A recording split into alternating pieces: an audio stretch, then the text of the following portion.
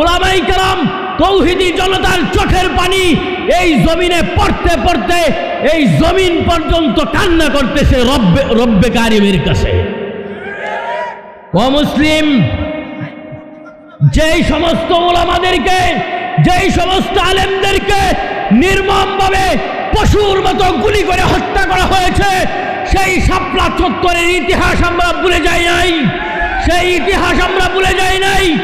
কিন্তু আমরা সুস্পষ্টভাবে জানিয়ে দিতে চাই, আর কোনো শাপলা চত্বর বাংলার জমিনে হবে না ইনশাআল্লাহ। আর কোনো মুসলিম নিধন কোনো কর্মসূচি বাংলার জমিনে হবে না ইনশাআল্লাহ। আমরা সকল ধর্ম বর্ণ নির্বিশেষে সকল ধর্মের মানুষদেরকে আমরা শ্রদ্ধা করি, সকল ধর্মের মানুষদেরকে আমরা ভালোবাসি। আমাদের এই দেশে হিন্দুদের মূর্তিগুলি আমরা মুসলমানরা, এই দেশের টুপিওয়ালারা মূর্তিদেরকে পাহারা দেয়, হিন্দুদের মূর্তি পাহারা দেয়, খ্রিস্টানদের গির্জাগুলিকে পাহারা দেয় এই দেশের উলামায়ে সমাজ, এই দেশের উলামা পরিষদ। ঠিক না বেঠিক? এই বন্যা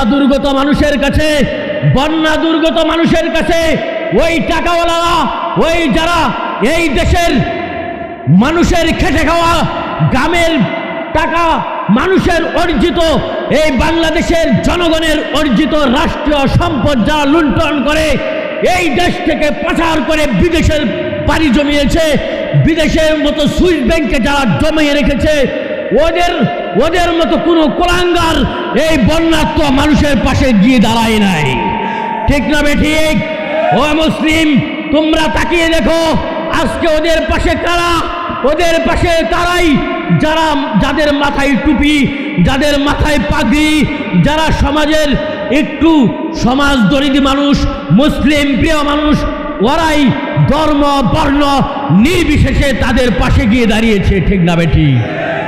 তাদের জান মাল সব কিছু বিলিয়ে দিয়ে তাদেরকে সাহায্য সহযোগিতা করতেছে। ঠিক না বেঠিক? আজকে ওই সমস্ত দালালরা, ওই সমস্ত কুলাঙ্গাররা দেশ ছেড়ে পালানোর পথ খুঁজে পায় না। ঠিক না বেঠিক? আজকে কোথায় পালিয়ে রয়েছ? তোমাদেরকে সুস্পষ্টভাবে আজকে ঘোষণা করতে চাই, দীপ্ত ঘোষণা। আমরা অনেক দিন তোমাদেরকে এই দীপ্ত ঘোষণা দিয়েছিলাম। আল্লাহ কোরআনে বলেছিলেন, ওয়ায়াস্তাজিলুনাকা বিল আযাব ওয়ালাউলা আজালুম মুসাম্মা লাজাহুমুল আযাব ওয়ালা ইয়াতিয়ান্নাহুম বাগতাতাও ওয়া হুম লা ইয়াশউরুন। আল্লাহ নবী সাল্লাল্লাহু আলাইহি সাল্লামকে ওই কাফের মুশরিক বেঈমানেরা যখন নবীজিকে আক্রমণ করত, সাহাবায়ে কেরামদেরকে আক্রমণ করতেন, কাফের মুশরিক বেঈমানেরা ওই নবীজিকে এরকম কথা বলতেছিলেন যে ওই আপনি আবেদন করেন আল্লাহর কাছে এই কথা বলেন তাদের উপরে যেন আযাব নাজিল হয়। ঠিক না বেঠিক? তাদের উপরে আযাব নাজিল হয়, এই দোয়া করতে বলেছেন। আল্লাহর রাসূল যখন দোয়া করবে এরকম মনোভাব সৃষ্টি হয়েছে, আয়াতের শানে নজুলে উল্লেখ করা হয়। আল্লাহর রাসূলের মনও এরকম বলতেছে, এখন কি করি?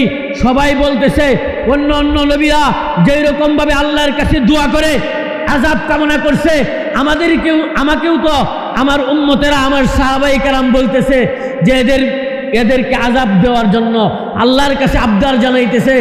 এই অবস্থা যখন শুরু হয়েছে রাসূলের মনের ভিতরে, তখনই আল্লাহ আয়াত নাজিল করেছে, ওয়ায়াস্তাজিলুনাকা বিল আযাব।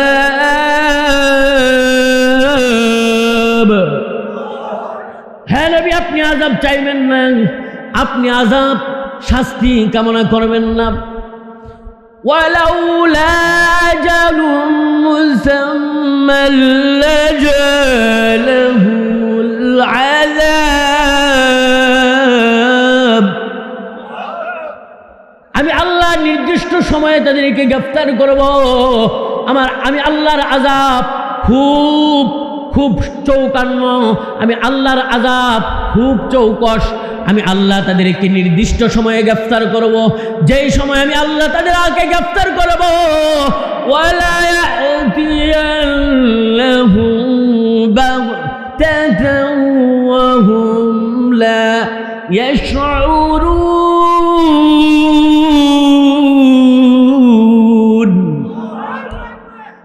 যেই সময় আমি আল্লাহর আযাব তাদেরকে গ্রেফতার করবে, তারা কোনো পালানোর পথ খুঁজে পাবে না, তারা পালানোর পথ খুঁজে পাবে না, তারা হাই হুতাশ করবে, কোন দিক দিয়ে পালাবে সেই রাস্তা তারা খুঁজে পাবে না। সুতরাং আজকে আপনারা জনগণ তাকায় দেখেন, ওই সমস্ত কুলাঙ্গাররা কি রাস্তা খুঁজে পাইতেছে? রাস্তা খুঁজে পায়? ওরা রাস্তা খুঁজে পায় না।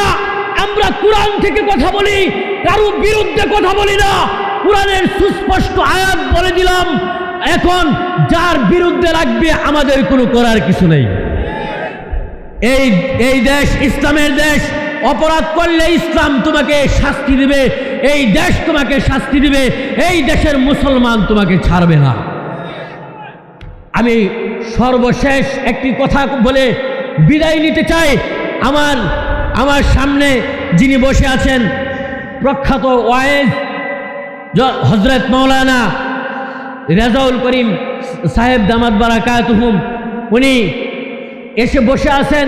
আল্লাহ তাআলা এই মাহফিল যে ওনাদের মেহনতে, ওনাদের শ্রমে আপনাদের এলাকার গৌরব, আপনাদের এই সন্তানগুলি আপনাদের এলাকার গৌরব, এদেরকে সম্মান করবেন, এদেরকে সাহায্য করবেন, এদের পাশে থাকবেন। আল্লাহ এদের পাশে থাকলে কাল কিয়ামতের ময়দানে আমি এই কথাটার জন্যই আয়াতটা পড়েছিলাম, ইন্নামা ইয়াখশাল্লাহ মিন ইবাদিহিল উলামা, ইন্নামা ইয়াখশাল্লাহ মিন ইবাদিহিল উলামা। নিঃসন্দেহে উলামায়ে কেরামরাই আমি আল্লাহকে ভয় করে, ঠিক না ঠিক? উলামায়ে কেরামরা আমি আল্লাহকে ভয় করে। আল্লাহ রাব্বুল আলামিনের এই কালামে পাকের এই আয়াতে সুস্পষ্ট নস আয়াতের মাধ্যমে বলে দিয়েছেন, একমাত্র আলেমরাই আল্লাহকে ভয় করে। বলে যে এটার ব্যাখ্যা বিশ্লেষণ অনেক, আমি সেই দিকে যাব না। নবীজি সাল্লাল্লাহু আলাইহি সাল্লাম হাদিসের মধ্যে উল্লেখ করেন, আল উলামা ওয়ারাসাতুল আম্বিয়া, উলামায়ে কেরাম হলো আমার ওয়ারিস। আল্লাহর কথা এবং নবীজির কথার দ্বারাতে বোঝা যায়, এই দুই কথা একত্রিত করলে বোঝা যায় এই উলামায়ে কেরাম এই দুনিয়াতেও মানুষের কাজে আসে, আর পরকালেও আলেমরা মানুষের কাজে আসবে। সুবহানাল্লাহ। দুনিয়াতে কাজে আসে, আলেমরা কাজে আসে না। এ মুসলমান, আলেমরা কাজে আসে না দুনিয়াতে। মুসলমান, আমি দু একটি কথা বলে শেষ করে দিচ্ছি। আলেমরা দুনিয়াতে কাজে আসে কেমনে, পরকালে কাজে আসে কেমনে, একটা কথা উদাহরণ দেব। এক নম্বর, দুনিয়াতেও আলেম ওলামা কাজে আসে। যখন আপনার সন্তান নয় তখনই আলেমের কাছে যান, যে হুজুর আমার একটা সন্তান হয়েছে, সুন্দর একটি নাম রেখে দেন। তখন আলেমের কাছে দৌড়ান, আলেম গিয়ে সুন্দর করে আপনার ছেলে হয়েছে না মেয়ে হয়েছে? বলে যে ছেলে হয়েছে। বলে সুন্দর একটা নাম আব্দুল্লাহ আপনি রেখে দেন। সুবহানাল্লাহ। আব্দুল্লাহ নাম হুজুর রেখে দিয়েছে, কোরআন এবং হাদিসের দৃষ্টিকোণে খুব ভালো নাম রেখে দিয়েছে। বলে যে এই ছেলের যখন অসুখ হয়, পেটের অসুখ হইলেও সব কাজে হুজুর একটু পানি পড়া দেয়, ঠিক না ভাই? ঠিক। সব ওষুধ খাওয়ায় শেষ, হুজুর পানি পড়া দেয়, ছেলের অসুখ ভালো, ঠিক না ভাই? ঠিক। শেষ। ওই যখন বিবাহ করাইতে যান, বিবাহ করাইতে গেলে ওই সময় আলেমের দরকার, ঠিক না ভাই? ঠিক। ওই সময় আলেম কোথায়? সব শেষ, খাওয়া দাওয়াও শেষ, সব শেষ, খাওয়া দাওয়াও শেষ, শেষে আলেমরে খুঁজে, শেষে হুজুরে খুঁজে,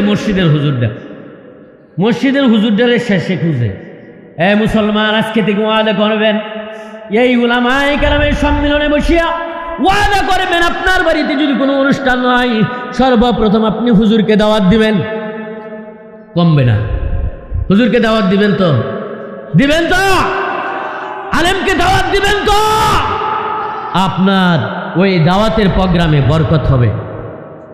শুধু এতটুক মহাব্বতে আমি এই আলেমকে খাওয়াচ্ছি না, আমি এই জামানায় আল্লাহর নবী বলেছেন, আল উলামা ওয়ারাসাতুল আম্বিয়া, উলামায়ে কেরাম আমার ওয়ারিস।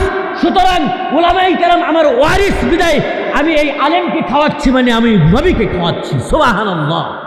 এই নিয়তে খাওয়াবেন, আল্লাহ আপনাকে বরকত দিবে। শেষে বিয়া করে গেছেন, আলেমের প্রয়োজন হয়েছে, মৃত্যু পর্যন্ত, কবর পর্যন্ত আলেম। কবরে যখন আপনি লাশটা রাখেন, দোয়াইতে সময়, গোসল দিতে সময় আলেমরে খুঁজে, ঠিক না বে ঠিক? আমি এক জায়গায় গেছি, ময়মনসিংহ সদরে, আমার মহল্লায় এক মোতোয়াল্লি মারা গেছে, তাকে গোসল করাইতে কেউ আসে না, গোসল করাইতে কেউ আসে না। তা আমি যখন গেছি, যাওয়ার পরে আমাকে বলতেছে, হুজুর আপনি আমাদের এখানে ছিলেন গো হুজুর, আমার বাবারে একটু গোসল করাই দেন। আমি জামাটা খুইলাম, সাথে সাথে গোসল করাইছি, কারণ ওনার সাথে আমার অনেক দীর্ঘদিনের একটা সম্পর্ক ছিল। আমি গোসল করায়া কবর পর্যন্ত নামায়া আল্লাহর কাছে দোয়া করে আসছি, আল্লাহ এই ব্যক্তি যদি আমাকে একদিন হলে উপকার করে থাকে, আমাকে ভালোবেসে থাকে, আমার খাতিরে না, তুমি রাসূলের খাতিরে তাকে মাফ করে দিও। এই জন্য আমি অনুরোধ জানাবো, আলেমদেরকে সম্মান করবেন। শেষ একটা কথা বলতে চাই, এই দুনিয়াতে আলেমদের প্রয়োজন শেষ, কবরে গিয়েও আলেমদের প্রয়োজন আছে। কালকে আমাদের কঠিন ময়দানে আপনি যখন